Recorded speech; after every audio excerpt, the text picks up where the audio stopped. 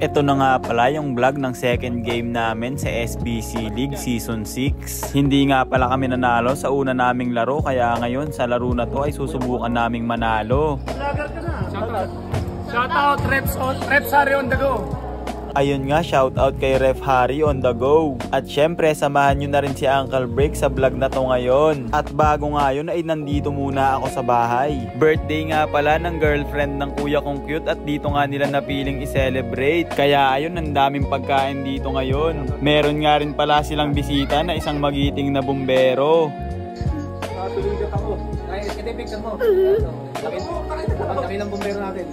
Wala nga pala rito sa bahay yung tabatsoy kong kapatid, kaya tamang video call na lang muna siya. At dahil nga maraming pagkain ngayon, kaya magbabaon ako para may pagkain ako sa trabaho. Tamang ihaw na nga rin pala niyan dito sila kaya ampok ng barbecue sa may gilid. At maya maya nga lang ay bumiyahin na nga rin pala agad ako neto papasok ng trabaho. Gusto ko mang makapag-enjoy at makiselebrate ay hindi po pwede dahil may gampanin pa ako bilang isang empleyado. At nakarating na nga pala ako niyan dito sa Pasig kung saan nadaanan ko na naman yung tropa ko na si Victor. At syempre iniwan ko na naman pala niyan dito sa parking lot yung motor ko na si Snow. At ito nga pala yung itsura ko niyan. Ang dami ko nga palang bitbit dahil kinabukasan na after ng trabaho yung laro namin. At alam nyo na nga pala kung ano yung mga nangyari sa loob ng mga sumunod na oras. Nagtrabaho na naman pala neto si Uncle Break kasama yung pinaka-pogi sa office namin. Pogi raw siya kaya wag na wag nyo nang kokontrahin. At ito na nga, after shift nakapagpalit na agad ako ng short. Nagpalit na nga pala ako neto para hindi na ako mahirapan pagdating ko ron sa may court. Mag-isa nga lang pala ako netong bumiyahe mula sa office dahil puro pang umaga yung mga katim ko. At ako nga lang rin pala yung maglalaro ng puyat galing shift sa trabaho. Hindi naman pala ako natagalan sa biyahe dahil walang traffic at napakaluwang ng kalsada. Parang ang rare nga pala ng senaryo na to dahil laging traffic dito kapag napapadaan ako. At nakarating na nga pala ako niyan dito sa may court na pinaglalaroan namin. At yun nga ay walang iba kundi ang Brookside Sports Complex. Bago nga pumasok ay nakipag-fist bump muna ako rito sa isang magiging ref. Dito ko na nga rin pala niyan pinark yung motor ko na si Snow. Medyo maaga nga pala ako neto nakarating dito sa may court kaya hindi pa ganun karami yung mga tao.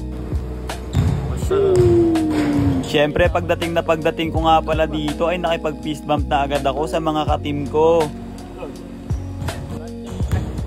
Vlog ulit yan.